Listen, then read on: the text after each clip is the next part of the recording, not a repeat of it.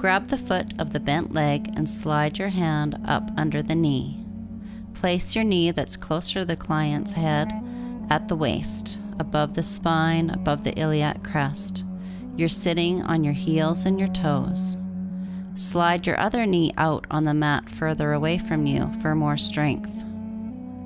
Stretch back from the knee 3 times. The angle of your leg is parallel with the angle of their leg. Then the center of the buttock, stretch back 3 times. Take your hand from the shoulder and stretch back from line 1 inside, up and down the thigh, and then release the leg.